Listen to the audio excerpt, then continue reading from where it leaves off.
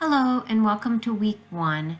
For week one, obviously your first step is to watch the video, which you're doing right now.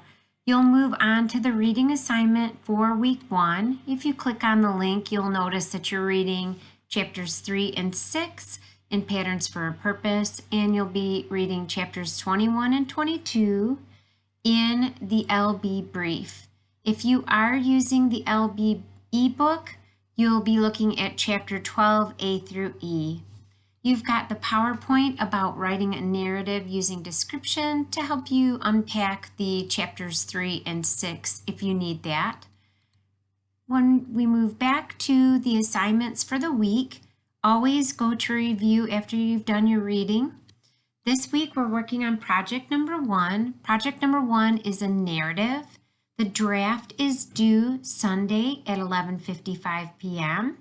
and then we'll have some time to look over the information from your peer through the peer review process, and then you'll have my comments, and between the two you'll be able to revise and turn in your final copy by October 31st at 11:55 p.m. Don't forget that you're going to need to use MLA format. So you will not need a cover page. You'll use a header that includes your last name and page number in the upper right-hand corner. And on the first page, you'll have a heading that includes your name, my name, the course name, and the date. And those will be listed in order, one per line, double-spaced. The paper itself should be 3 to 5 pages. This is completely from your own experiences, so please do not add any outside research. You're going to portray a vivid picture of people or events that impacted your life in some way. You'll also include descriptive language. So you'll look at both chapters 3 and 6 to give you a little direction in that. You can include dialogue, but you want to make sure you punctuate the dialogue correctly. The entire semester, we're looking at the concept of community and how that supports our perceptions about people, ourselves, life. So this first paper, I want you to think about an event in your life that solidified your membership within a community and simultaneously shaped your identity. So you can think of community as something like your neighborhood or city, but you can also think of community in a smaller context, like a sport, a club, a church group, some school setting. Just think about a group that you're part of, even if it's a 2-person group, and how that has connected you to a sense of community and has shaped your identity. If you have any questions about this assignment, don't hesitate to ask. As we move on to the due section, you'll have discussion forum number 1 due at the end of the week. This is where you will create an Animoto video. It's just a 30-second video, very easy to set up. You'll include pictures, some images. Well, pictures and images are the same, sorry. You'll include images and you'll include text.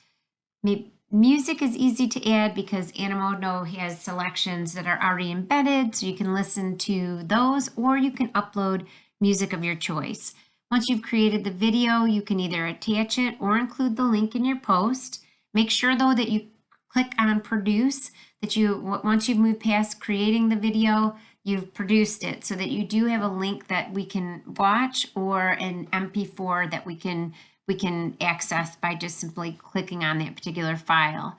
I've included mine as an example. I look forward to learning a little bit about all of you. As you move on to project number 2, oh my word. Project number 1, the draft is due on Sunday at 11:55 p.m. It will take me typically about somewhere between Wednesday and Thursday to get all of the screencast comments back to each of you. As soon as you've received yours, you'll see it come up in your comment section. But and once you've received yours and you've looked over your peers' comments, you're welcome to move on to the final copy. However, I do ask that you wait for my comments so I have an opportunity to give you feedback, but also help you to use that feedback to revise. Finally, you have a grammar and usage checkpoint. These are always based on LB Brief.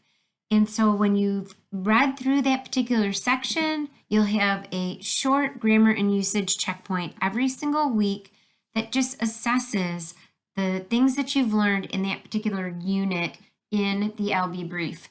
Now, one of the things that I want to point out to you is that the grammar and usage checkpoints are much more successful to you if you do the practice exercises in LB Brief.